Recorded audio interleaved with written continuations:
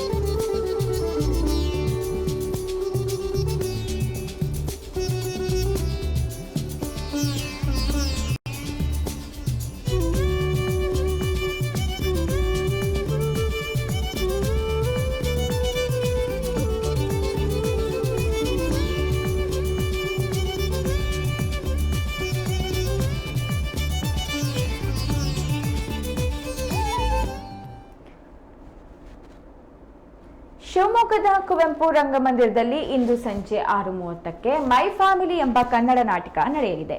Satish Tiptur, Shravan Heggodu, HK. Dwarakanath, Nandini KR., Geetha, Shashikala, Mahesh Kallathi, Ganesh Mandarthi ಇವರು ಮತ್ತು ತಂಡದವರು ಮೈ ಫ್ಯಾಮಿಲಿ ಎಂಬ ನಾಟಕವನ್ನು ಅನಾವರಣಗೊಳಿಸಲಿದ್ದಾರೆ.